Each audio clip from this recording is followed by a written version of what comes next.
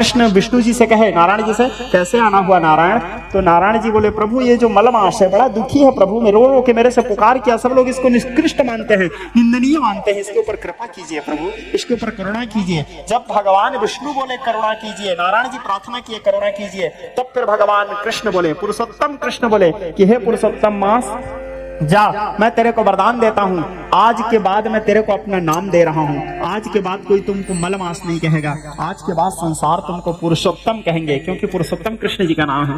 आज के बाद तुमको मैं अपना नाम दे रहा हूँ, तुमको आज के बाद सभी लोग पुरुषोत्तम कहेंगे। और तुमको यह वरदान देता हूँ, जो व्यक्ति तुम्हारे मास में दान करेगा, धर्म करेगा, जप करेगा, तप करेगा, साधना करेगा, उपासना करेगा, भक्ति करेगा, कीर्तन करेगा, वेदों का पाठ करेगा, स्वाध्याय करेगा, जो सदाचार में जीवन जिएगा, अन्य मासों के अपेक्षा या अन्य विशेष पर्वों के अपेक्षा वो सारे पुण्य फल अनंत गुना मिलेगा उसको, जो तुम्हारे मास में करेगा।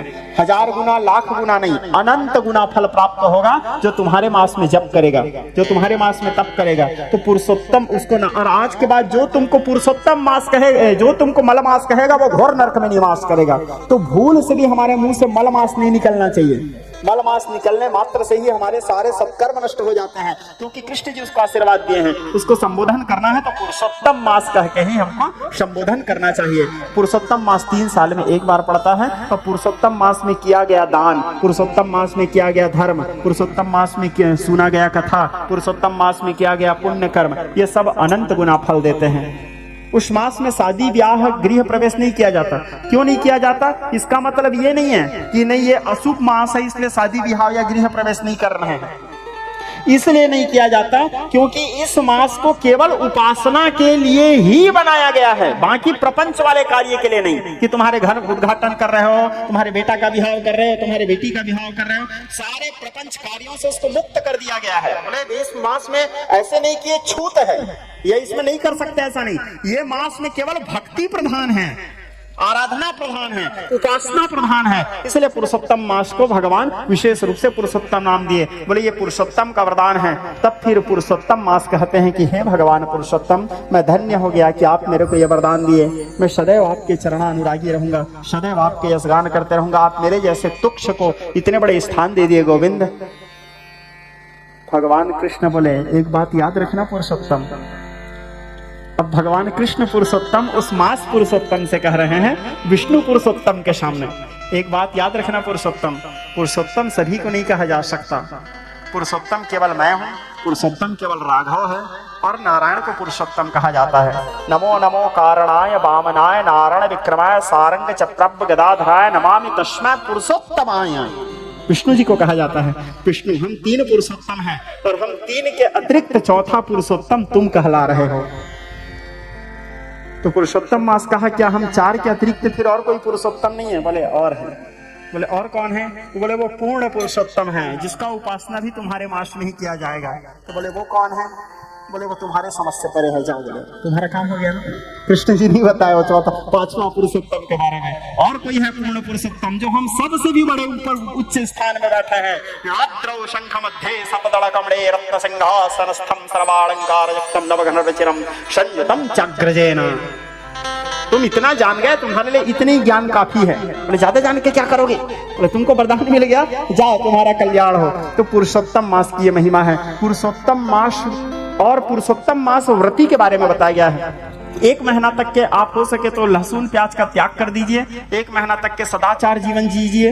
1 महीना तक के आप हो सके तो नदी स्नान कीजिए। पुरुषोत्तम मास में किया गया दीपदान का अनंत महिमा बताया गया है। पुरुषोत्तम मास में दीपदान कीजिए। पुरुषोत्तम मास में अन्न द्रव्य वस्त्र जो हो सके आप दान कीजिए। पुरुषोत्तम मास में तुलसी का पूजा किए। पुरुषोत्तम मास में भगवान विष्णु, राम, कृष्ण, जगन्नाथ जिसका आपका सेवन करना है, जिसका आपका पूजन करना है, उनका सेवा कीजिए, उनका पूजन कीजिए। पुरुषोत्तम मास का ये महिमा बताया गया है। अनंत महिमा है पुरुषोत्तम मास का।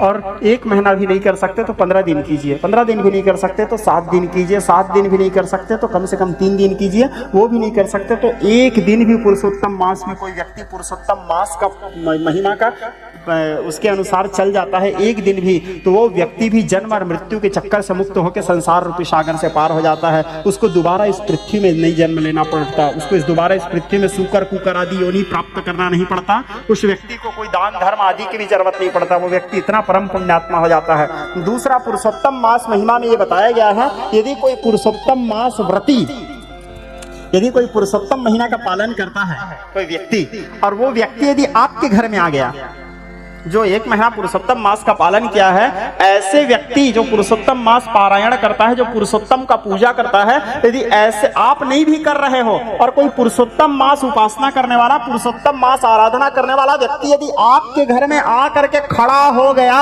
तो आपके घर में खड़े होने मात्र से आपके सारे पितरों का उद्धार हो जाता है। उस व्यक्ति के चरण आपके घर में पड़ने से वो व्यक्ति इतना पुण्यात्मा हो जाया रहता है, आपके पितरों को अलग से पिंडदान तिलांजलि तर्पण की भी आवश्यकता नहीं है। यदि कोई पुरुषोत्तम व्रती आपके घर में खड़े हो गए और संयोगवश पुरुषोत्तम व्रती के पैर को आप अपने घर में धो लिए, तो आपके सारे पितर तृप्त हो जाते हैं। दूसरा, यदि किसी के ऊपर में पितृदोष है, पुरुषोत्तम व्रती व्यक्ति यदि आकर के उसके घर में 5 मिनट 1 मिनट के लिए भी यदि ऐसा बैठ गया या आराम कर दिया, तो उसके घर का सारा पितृदोष नष्ट हो जाता है। उसके घर में जो भी ग्रह दशा है सारा चीज, उसको घर ऐसे नहीं कि घर बंधन करवाना है, फुकवाना है, पूजा पाठ, ये सब की जरूरत ही नहीं है, वो बैठ बस जाए आपके घर में, उतनी में सारा समस्या खत्म। सर्व बाधा प्रशमनम त्रैलोक्याखिलेश्वरी, उस व्यक्ति के बैठ जाने मात्र से, पुरुषोत्तम मास और पुरुषोत्तम भगवान के तो बात छोड़ो, जो पुरुषोत्तम महिमा का पालन करता है, जो पुरुषोत्तम व्रत पालन करता है, यदि वो आपके घर में बैठ भी गया, 1 गिलास पानी पी लिया, तो आपकी कुल देवी तृप्त हो जाती है, उसके घर के देवी तृप्त हो जाते हैं, उससे उसके सारे पितरात्मा तृप्त हो जाते हैं। ये पुरुषोत्तम मास की महिमा है, ये पुरुषोत्तम व्रती की महिमा है।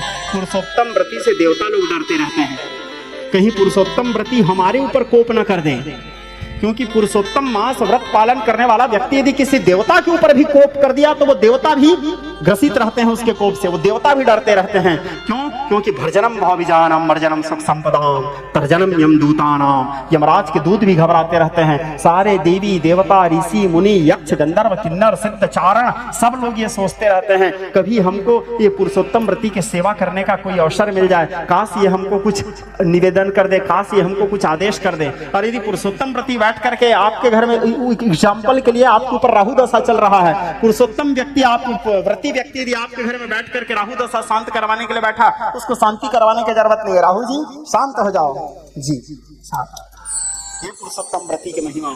तो मास की महिमा तो छोड़ो, तो आपके ऊपर काल सर्प योग दोष चल रहा है, पुरुषोत्तम व्रती व्यक्ति, सारे नागगण तृप्त हो जाओ, इसको छोड़ दो, नाग भी छोड़ देंगे आप। आपके कुल देवी यदि तृप्त नहीं है, कुल देवी का दोष लगा है, हे भगवती इन लोगों के ऊपर कृपा करो, बोलते देरी है, वो कुल देवी भी, आपके कुल देवी भी उसके प्रार्थना, सब लोग सोचते रहते हैं ये कब हमको कुछ निवेदन कर दे, ये कब हम इसके कुछ तो काम आ जाए। ये पुरुषोत्तम व्रती की महिमा है। जो व्यक्ति पुरुषोत्तम मास व्रत पारण करता है, उसके सिर के ऊपर में सदैव भगवान विष्णु के सहस्त्रारा वाला सुदर्शन चलते रहता है उसकी रक्षा करने के लिए।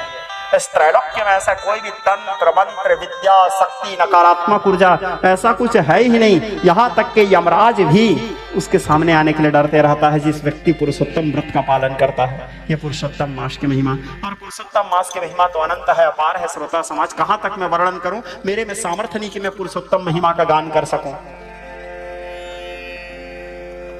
भगवान जगन्नाथ जी का साक्षात स्वरूप है पुरुषोत्तम मास। इसी मास में जगन्नाथ जी के ब्रह्म परिवर्तन होता है। तो भगवान पुरुषोत्तम, विष्णु जी को पुरुषोत्तम कहा गया था।